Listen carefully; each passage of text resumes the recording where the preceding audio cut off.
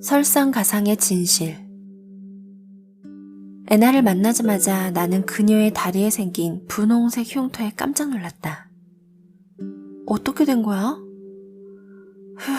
밥이나 먹으면서 얘기하자. 최근에 정말 많은 일이 있었거든. 애나는 나와 여러 차례 함께 작업을 했던 뮤지션으로 외국의 유명 음악대학을 졸업했다. 피아노 연주 실력이 정말 좋아 여러 장의 연주 앨범도 녹음했다. 지난 몇 년간 뉴욕과 파리에서 공부를 계속해온 그녀였기에 나는 그녀가 부잣집 아가씨라고 생각했다. 지난번 식사 모임을 갖기 전까지는 말이다. 그녀가 말했다. 아버지가 돌아가셨어. 심근경색으로 너무 갑자기. 가엾은 애나. 알고 보니 아버지의 장례를 치르기 위해 타이완으로 돌아왔던 것이다. 이번이 내 생에 가장 긴 비행이었던 것 같아. 파리에서 소식을 접하고 서둘러 타이베이로 돌아오면서 한숨도 못 잤거든. 외동딸이라 처리해야 할 일이 정말 많더라. 그런데 정말 웃긴 게 뭔지 알아? 아버지가 달리 유언을 남기지 않아서 법적으로 내가 유산 상속자가 됐는데 생전 처음 보는 친척이며 아버지 쪽 어른이라는 사람들 10여 명이 내게 소송을 걸었다는 거야. 아무 권리도 없는 사람들이 인원수로 밀어붙이면 다 된다고 생각하나 봐. 정말 기가 찬 노릇이지. 재산을 챙길 생각에 장례도 끝나기 전에 소장을 보내온 친척들이라니. 전에 다른 친구도 겪었던 일을 애나도 겪게 된 것이다. 이뿐만 아니라 장례 과정도 그녀를 힘들게 했다. 아버지가 도교 신도였던 까닭에 도교식으로 장례를 치렀기 때문이다. 타이완으로 돌아와 집 앞에 도착하자마자 그녀는 삼배옷을 걸치고 곡소리를 내며 기어들어 가야 했고 매장 전까지 연고를 집에 두고 매일같이 향을 피우며 경문도 읽어야 했다. 도사님이 퇴기를 했는데 3주 후에나 매장을 할 수 있다는 거야. 그래서 매일같이 꿇어앉아 경문을 읽고 종이 연꽃을 접고 난 도교 신도도 아닌데. 그녀는 말했다. 중간에 몇 번 한 외출도 전부 변호사회 미팅 때문이었어. 한 번은 친척들과 만나기로 약속을 했는데 10몇 명이 우르르 나왔더라. 일렬로 서서 어찌나 기세등등하던지. 그렇게 하면 겁먹을 줄 알았나 본데 내가 불합리한 요구는 절대 받아줄 수 없다고 못 박으니까 씩씩거리며 돌아가더라고. 그런데 집으로 돌아와서는 다시 효녀인 척 그 친척들을 대해야 하니 정말 분통이 터지더라. 어느 날 저녁, 애나는 피로한 심신을 이끌고 2층으로 올라가 샤워했다. 그런데 좀 전까지만 해도 샤워기 앞에 서 있던 자신이 어쩐 일인지 바닥에 엎어져 있었다. 어쩌다 넘어졌는지는 기억도 나지 않고 자리에서 일어날 수도 없었다. 극심한 고통에 다리 쪽으로 눈을 돌리니 뼈가 툭 도드라져 있었다. 골절된 모양이었다. 문제는 그녀가 실오라기 하나 걸치지 않은 상태인데다 온몸이 젖어 있었다는 것이었다. 그녀는 고통을 참으며 수건으로 자신의 몸을 덮고는 있는 힘껏 욕실 문 밖으로 기어나가 큰 소리로 도움을 요청한 후 이내 정신을 잃었다. 애나는 쓴 웃음을 지으며 말했다. 내가 아직 파리에 있는 줄 아는 친구도 많아. 돌아온 지 벌써 반년이 됐는데. 어쨌든 다리는 수술을 해서 철심받고 나름대로 잘 회복 중이야.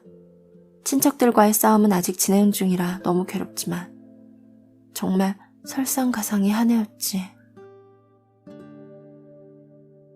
의외의 도미노 효과.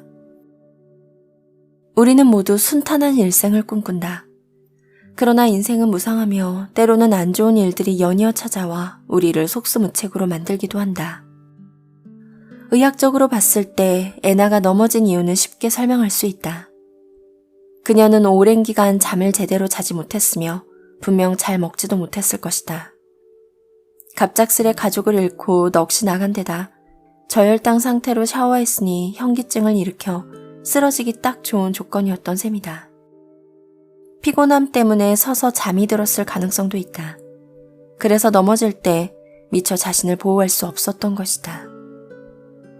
관련 연구 결과에 따르면 사람이 24시간 이상 잠을 자지 못할 경우 술 석 잔을 마셨을 때와 마찬가지로 반응이 느려진다고 한다. 다시 말해서 수면 부족 상태로 일상생활을 한다는 건 음주운전을 하는 것과 별반 다를 게 없는 얘기다.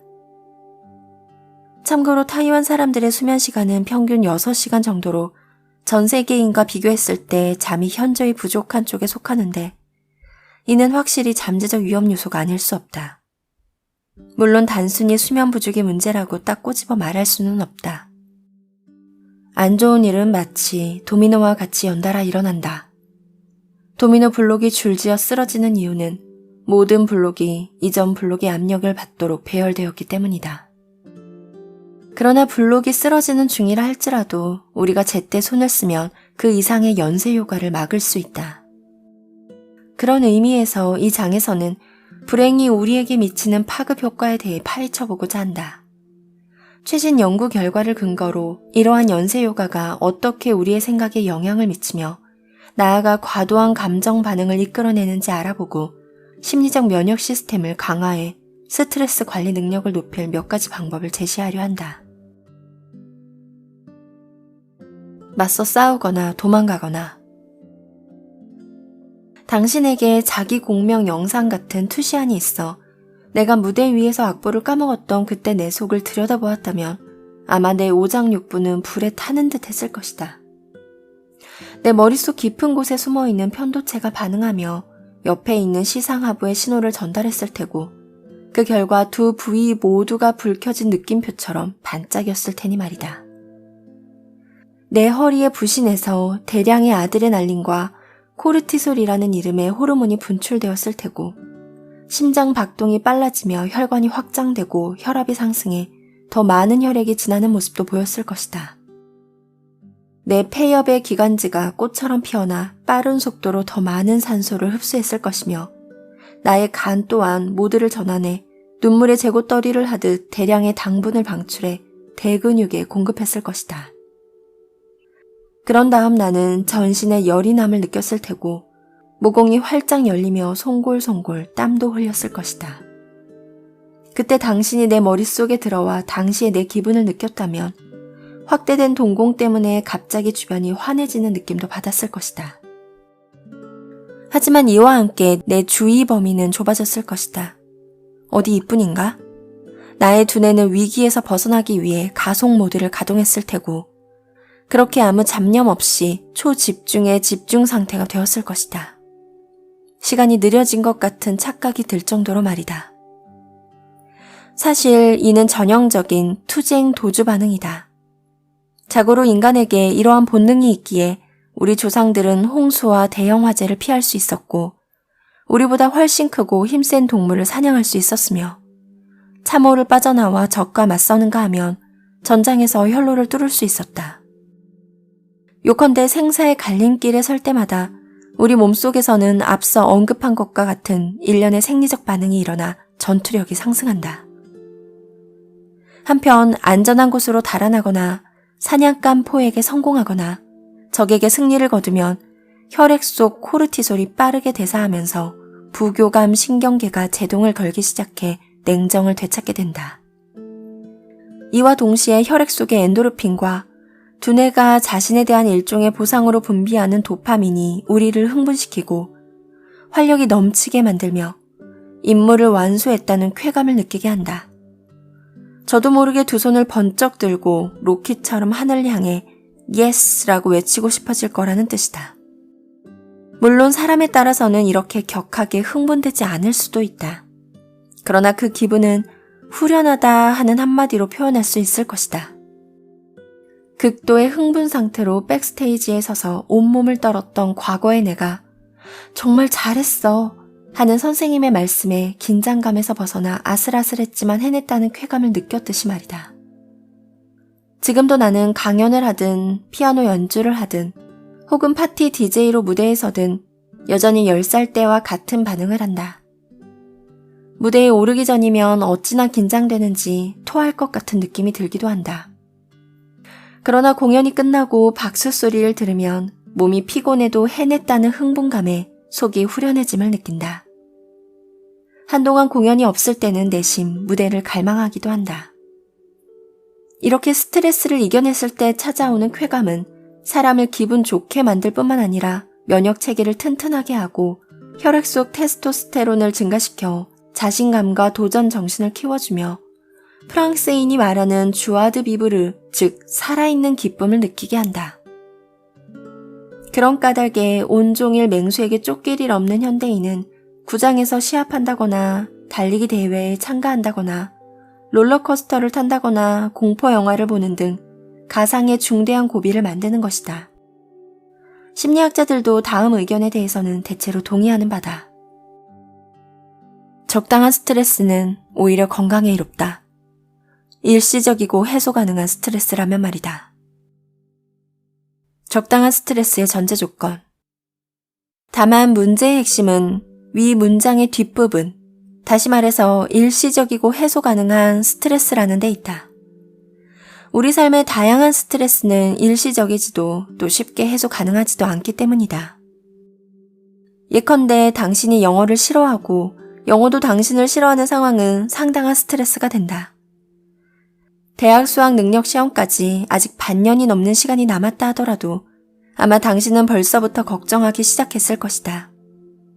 영어 성적이 안 좋으면 대학 진학에 영향을 줄 테고 진학이 실패하면 주변 어른들의 말대로 자신의 앞길을 망치게 될지도 모를 일이기 때문이다. 일단 뭐가 자신의 앞길인지는 차치하고 그냥 이렇게 생각하는 것만으로도 영어는 당신의 뒤를 쫓는 맹수 같은 존재가 되기에 충분하다. 경제 불황으로 업계에 대규모 감원의 칼바람이 불 것이라는 소식 또한 스트레스다. 이를 악물고 생애 첫 보금자리 마련을 위해 예금을 탈탈 털어 계약금을 지불한 지 얼마 되지 않았다면 더더욱 그럴 것이다. 안 그래도 대출금과 생활비를 제하고 나면 매월 받는 월급도 통장을 스쳐 지나갈 뿐인데 하루 벌이가 줄어들면 하루를 굶을 수밖에 없는 상황이 닥치기 때문이다. 어디 그뿐인가? 대출금을 갚지 못하면 꿈에 그리던 내 집도 날아갈 것이다. 회의할 때 팀장님이 한 번만 더 쳐다봐도 총알이 날아오는 듯한 기분이 드는 이유는 바로 이 때문이다. 또한 정신질환자가 길에서 칼부림했다는 뉴스도 스트레스가 된다. 자신에게 그런 일이 벌어질 확률이 높지 않다는 건 잘 알지만 TV나 라디오를 켤 때마다 관련 소식이 흘러나오고 인터넷상에서도 온통 그 이야기로 떠들썩하기 때문이다. 그러다 보니 어느 순간 그런 정신질환자가 어디에든 있을 수 있다는 생각이 들면서 묘한 두려움에 외출할 때마다 긴장하게 된다. 이렇게 보이지 않는 장기적인 스트레스는 매일같이 우리를 괴롭히고 있다. 물론 이는 긴급 상황이 아닌 만큼 아드레날린과 엔도르핀 같은 특공 부대가 출동하지는 않는다. 그러나 우리의 두뇌는 이러한 스트레스들을 위협으로 간주해 이군인 코르티솔을 대량 방출함으로써 우리의 몸이 전투 준비 태세를 유지하게 만든다. 미국 정신의학회 조사에 따르면 미국인 2명 중 1명이 매일 스트레스를 받는다고 느끼고 있으며 고도의 스트레스에 시달리고 있다고 생각하는 미국인도 4명 중 1명꼴이라고 한다. 아마 한국인도 이 수치보다 높았으면 높았지 이보다 못하지는 않을 것이다. 요컨대 코르티솔이 체내에 쌓이면 신진대사의 균형이 깨지게 된다. 자동차 터보 엔진을 켜놓고 계속 공회전하면 엔진이 쉽게 타버리듯 이는 다음과 같은 각종 질병의 위험을 높인다. 고혈당과 제2형 당뇨병, 고혈압과 동맥경화, 비만, 수면의 질 하락, 불안장애와 우울증. 또한 학자들에 따르면 코르티솔이 장기간 축적될 경우 신체적 기능이 약화될 뿐만 아니라 뇌세포까지 변형시킬 수 있다고 한다.